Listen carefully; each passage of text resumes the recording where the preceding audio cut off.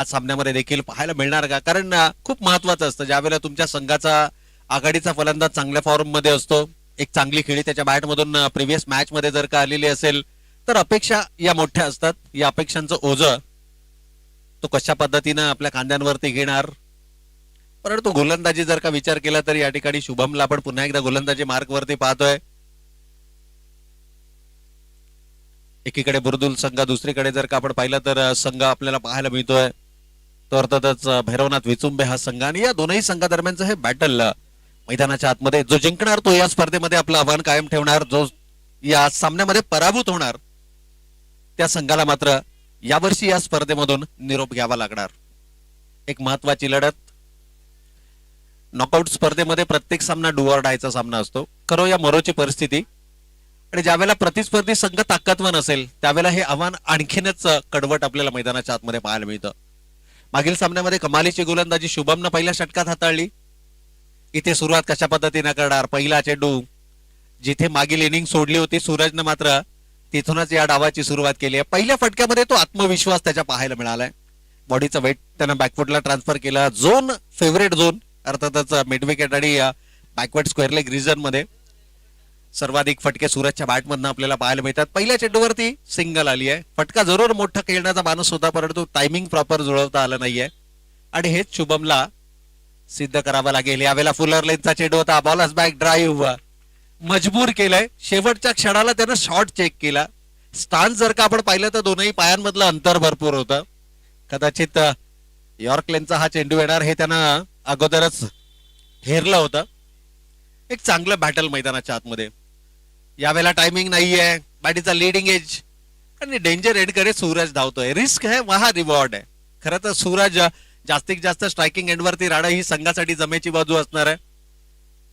इतर खेळाडूंना केवळ सिंगलनं स्ट्राईक रोटेट करत राहणं. कारण 3 षटकांची लढत आहे. 3 षटकांमध्ये किमान 40+ 45+ धावा या धावफलकावरती सहज उभारल्या जातात. आणि खास करून मागच्या सामन्यामध्ये जर का तुम्ही हायएस्ट टोटल टार्गेट जर प्रतिस्पर्धी संघासमोर सेट केलेलं असेल, कारण आतापर्यंत 4 षटकांमध्ये 73 धावा ही सर्वोच्च सांघिक धावासंख्या आपल्याला या स्पर्धेमध्ये पाहायला मिळाली. सामना क्रमांक 3 आजच्या दिवसामध्ये आपण पाहतोय. यावेळेला अलॉंग द कार्पेट गॅप शोधण्याचा प्रयत्न. जीत वेगानं चेंडूवरती येतात. प्रयत्न कमालीचा राहिला. एका हातानं तो चेंडू अडवण्याचा मानस होता. गती कमी केली. चेंडू कंट्रोल मध्ये आणला आणि तद्वार मात्र दोनही फलंदाजांना संधी मिळाली एकेरीला दुहेरीमध्ये परावर्तित करण्याची. एक चांगलं क्रिकेट मैदानाच्या आतमध्ये आपण पाहतोय. चला मोरावे आणि तळेगाववाडी इनिंग ब्रेक मध्ये आपल्याला टॉस साठी संपर्क करायचा आहे. आम्ही वारंवार यावेळेला मात्र बॉलर्स बॅक ड्राईव्ह गोलंदाजच्या डोक्यावरून चेंडू तटवलाय. आउटफील्ड अतिशय फास्ट आहे परंतु क्षेत्ररक्षण तितक्याच चांगल्या दर्जाचं आपल्याला पाहायला मिळालंय. सीमारेषेच्या आतमध्ये अगदी साईड स्क्रीनच्या समोर हा चेंडू अडवला गेला. अगदी आपल्या फलंदाजीच्या भात्यातील अनेक अस्त्र आहेत या फलंदाजाकडे आणि त्या वस्त्रांचा वापर करण्याचा प्रयत्न अचूक फलंदाजी तुम्हाला मैदानाच्या आतमध्ये करावा लागेल. यावेळेला मात्र टप्पा पडल्यानंतर चेंडू लो राहतोय. सबमरीन पद्धतीचा हा चेंडू होता. टप्पा पडल्यानंतर अगदी लो बाउन्स पाहायला मिळाला. फलंदाजही अचंबित राहिले. शेवटचा चेंडू फेकला जातोय निर्धाव. षटक मात्र या ठिकाणी होतंय समाप्त. पहिल्या आणि पहिल्या षटकाच्या समाप्त्या अखेर धावा धावफलकावरती पाहायला मिळत आहेत. त्या बिनबाद 5 धावा. 5 रन्स ऑन द बोर्ड. मागील सामन्यांमध्ये जर का आपण पाहिलं तर विचुंबे संघानं संथ सुरुवात केली होती परंतु उर्वरित 3 षटकांमध्ये मात्र तब्बल 65 धावा त्याने धावफलकावरती उभारल्या होत्या. 64 धावा आणि त्याच कामगिरीच्या बळावरती 73 धावांपर्यंत मजल मारली होती. निसर्गाचा नियम आपल्याला सांगतो की जिथे वादळ येणार असते तिथे काही काळ शांतताही आपल्याला पाहायला मिळते. कदाचित पहिल्या षटकांमध्ये परंतु गोलंदाजाचं कौतुक करावं लागेल. 2 मातबगार खेळाडूंना रोखणारी त्यांच्या पायांमध्ये बेड्या टाकणारी गोलंदाजी आपण मैदानाच्या आतमध्ये पाहिली. खास करून तो यॉर्क लेनचा चेंडू, त्यानंतर शेवटचा हाताळला गेलेला सबमरीन पद्धतीचा चेंडू, हे 2 निर्णायक चेंडू यावेळेला आपल्याला मैदानाच्या आतमध्ये पाहायला मिळाले. परंतु सूरज आता नजरा टिकल्यात या खेळाडूच्या खेळावरती. एक्सेलरेट तो कशा पद्धतीने करणार, कोणत्या गोलंदाजांना तो टार्गेट करणार. यावेळेला थोडासा जागा बनवली आहे. ऑन साइडला फाईनच्या क्षेत्रामध्ये चेंडू वळवलाय. क्षेत्ररक्षक चेंडूचा पाठलाग करतायत. एकेरीला दुहेरीमध्ये परावर्तित केलं जात आहे. पहा एक डिसेंट टोटल जर का धावफलकावरती आणायची असेल 3 षटकांमध्ये किमान 45 धावा हे टार्गेट सुरुवातीला तुम्हाला तुमच्या माइंडमध्ये सेट करावं लागेल. पहिल्या षटकामध्ये अवघ्या 5 आल्यात म्हणजे उर्वरित 12 मध्ये तुम्हाला 40 करायचे आहेत आणि 12 मध्ये 40 जर का तुम्ही करू शकलात तर प्रतिस्पर्धी संघाला दबावामध्ये आणू शकता. खरं तर प्रतिस्पर्धी संघानं मागील सामन्यामध्ये धावा डिफेंड केल्यात, त्यामुळे आता त्यांना धावांचा पाठलाग करायचा आहे. परंतु भैरवनाथ विचुंबे संघाचा जर विचार केला तर पहिल्या सामन्यामध्ये त्यांनी धावा डिफेंड केल्या होत्या आणि याही सामन्यामध्ये डिफेंड करताना त्यांना यश मिळेल का या चर्चा. त्यावेळेला फुलरलेनचा चेंडू होता वेगवान तेज तर्राज, शरीराचा वेध चेंडूने घेतलाय. लेग बायचा इशारा या ठिकाणी पंचांचा आलाय. धावा येणं गरजेचं आहे, धावा कोणत्याही स्वरूपात येऊ. क्रिकेट म्हटलं तर धावा येणं गरजेचं आहे.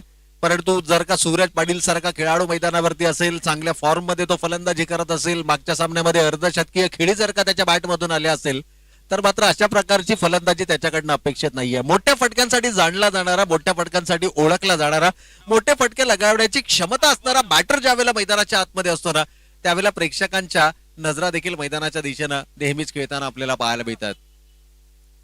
यावेळेला स्लोवर पद्धतीचा चेंडू होता wide away from the body, शरीरापासून दूर चेंडू ठेवण्याचा प्रयत्न केला, ओळखलं.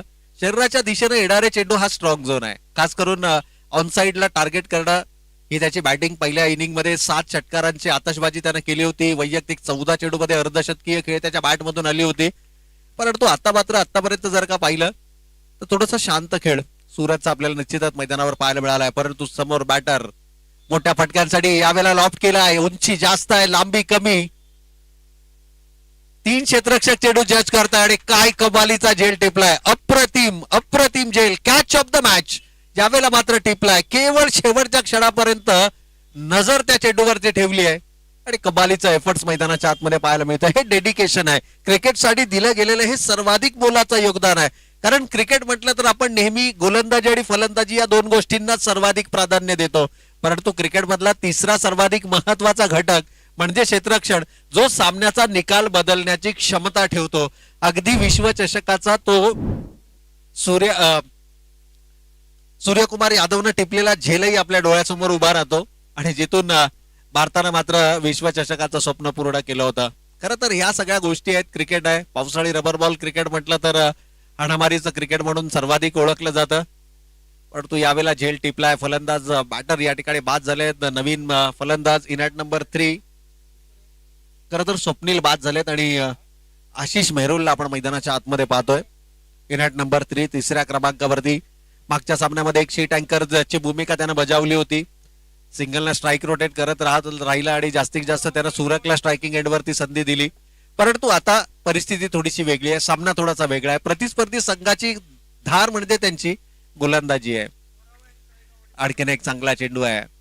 टप्पा पडल्यानंतर चेंडू शरीराच्या दिशेनं आला. बचावात्मक पवित्र मैदानाच्या आतमध्ये पाहायला मिळाला. डॉट बॉल आलाय.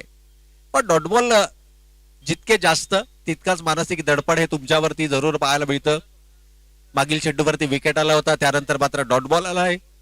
गोलंदाजांचा आत्मविश्वास अशा प्रकारच्या चेंडूने यावेळेला मात्र वेगवान वेगवान आणि तेज तर्राज in swinging yorker bang on target. फलंदाज आशिषला मात्र परतावा लागेल. आणखीन एक सफलता. बॅटर क्रमांक 2 दुसरा फलंदाज या ठिकाणी गमावलाय. भैरवनाथ विचुंबे विरुद्ध चौका साहेब बॅटल आपल्याला मैदानाच्या आतमध्ये पाहायला मिळतोय. यानंतर मोरावे विरुद्ध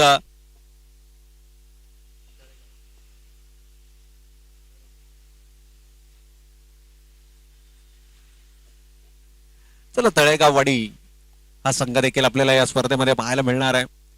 अनेक मोठमोठे नावं आज ग्रामीण टेनिस क्रिकेट मधील आयकॉन खेळाडू या स्पर्धेमध्ये आपल्याला पाहायला मिळतील. अपेक्षेप्रमाणे सुरुवात इथे मिळाली नाहीये, परंतु सूरज अजूनही मैदानाच्या आतमध्ये आहे. त्याच्या माइंड मध्ये विचारांचं वादळ आहे. एक्झॅक्टली निश्चितच 3 षटकांची लढत म्हटल्यानंतर सूरज ड्रायव्हिंग सेटवरती आपल्याला जरूर पाहायला मिळेल. एकूण धावा धावफलकावरती 2 गडी बाद 10, 10 रन्स ऑन द बोर्ड. आणि शेवटचं षटक या स्पर्धेमध्ये 31 धावांचं षटक आपण पाहिलं.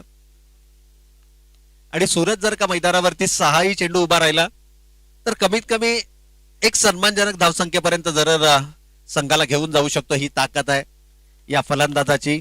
चांगल्या फॉर्म मध्ये फलंदाजी करतोय. या सामन्यामध्ये फारशी संधी मिळाली नाहीये. इथे मात्र नो बॉलचा इशारा आलाय. खरं तर वेळ बदलायला वेळ लागत नाही हे आपण नेहमी म्हणतो क्रिकेटमध्ये. वेट अँड वॉचचं क्रिकेट त्यानं केलं. टप्पा पडल्यानंतर चेंडू आणखीनच बाहेर निघाला. मुख्य पंचांचा अर्थातच नो बॉलचा इशारा या ठिकाणी आला आणि कदाचित ही संधी आहे. This will be the turning point of the match. कारण इथून जर का बॅट मध्ये एखादा चेंडू त्याच्या बॅटच्या पट्ट्यामध्ये आला, ही फ्री हिटचा संधी उचलली जाणार काय, परंतु नाहीये. एलिव्हेशन मिळत नाहीये. क्षेत्ररक्षक येतोय. चूक झाली आहे. एक्स्ट्रा बाउन्स त्या ठिकाणी पाहायला मिळाला. जज करू शकला नाहीये आणि चेंडू मात्र सीमा रेषेच्या पलीकडे सूरजच्या फेवरेट झोन आणि तिथून मात्र येतोय हा चौकार. पहिला चेंडू नो आला, त्यानंतरच्या फ्री हिटच्या चेंडूवरती चौकार आलाय. कमबॅक केलं जाणार का? गोलंदाज इथे हवी होणार की बॅटर? खरं तर सूरज सहाही चेंडू मैदानावरती उभा राहिला तर किमान 40च्या पलीकडे ही धावसंख्या घेऊन जाण्याची धमक. पहिल्या चेंडूवरती 5 धावा आल्यात. अजूनही 5 चेंडू शिल्लक आहेत आणि किमान 4 चेंडू जर का या ठिकाणी बॅटच्या पट्ट्यामध्ये, कारण मागील इनिंग मध्ये 7 षटकार त्यांना लगावलेत. 15 runs on the score card. यावेळेला बैठकी फटका लगावण्याचा मानस होता, परंतु गोलंदाजी पहा, एका कॉरिडॉर मध्ये गोलंदाजी होते. विकेट टू विकेट गोलंदाजी पाहायला मिळत नाहीये. केवळ डॉट बॉल कशा पद्धतीनं फेकता येतील याकडे गोलंदाज, खरं तर एक युवा गोलंदाज आहे आणि युवा गोलंदाजांवरती दर्शवलेला विश्वास. यावेळेला स्लो ओव्हर पद्धतीचा चेंडू होता. रिलीज पॉइंटला चेंडू पिक केला. क्षेत्ररक्षक चेंडू जज करतायत. एफर्ट्स कमालीचे राहिले. जीत त्या ठिकाणी होते. अप्रतिम कामगिरी पाहायला मिळाली आणि एंड मात्र या ठिकाणी चुकीचा निवडला गेला. खरं तर नॉन स्ट्रायकिंग एंडला संधी होती धावबाद करण्याची, परंतु जर आणि तर या शब्दांना क्रिकेटच्या भाषेमध्ये कोणतंही स्थान नाहीये, परंतु जर आणि तर शिवाय क्रिकेटही नाहीये. स्ट्राईक रोटेट झाली आहे. पुन्हा एकदा सूरज आपल्याला बॅटिंग करताना मैदानाच्या आतमध्ये पाहायला मिळतोय. संघाची एकूण धावा संख्या 17 रन्स ऑन द बोर्ड. 17 धावा धावफलकावरती आल्यात. शेवटच्या षटकाचा खेळ मैदानावरती सुरू आहे. 3 षटकांची ही लढत असणार आहे. कितपत टार्गेट हे धावफलकावरती होय. यावेळेला मात्र संधी मिळाली. अगदी पुढ्यामध्ये चेंडू होता. अडवा बॅट न केलाय प्रहार. चेंडू सीमारेषेच्या पलीकडे. बिग हिट षटकार. Much needed sixer. आवश्यकता होती अशा प्रकारच्या आत्मविश्वासपूर्ण फटक्याची. थोडासा उशिरा का होईना, परंतु फटका फलंदाज सूरजच्या बॅट मधून आलाय. पहिल्या 2 षटकांमध्ये फारशी स्ट्राईक त्याला मिळाली नाही. त्याचाच कुठेतरी म्हणेन की फायदा प्रतिस्पर्धी संघाच्या गोलंदाजांनी उचलला. अचूक दिशा आणि अचूक टप्प्यावरती त्यांनी मारा केला. अगदी देर आहे पर दुरुस्त आहे अशा प्रकारची ही फटकेबाजी आपल्याला मैदानाच्या आतमध्ये पाहायला मिळते. या षटकारानं कुठेतरी मी म्हणेन पुन्हा एकदा आशेचं किरण जागृत केलंय. शेवटच्या षटकाचा खेळ सुरू आहे.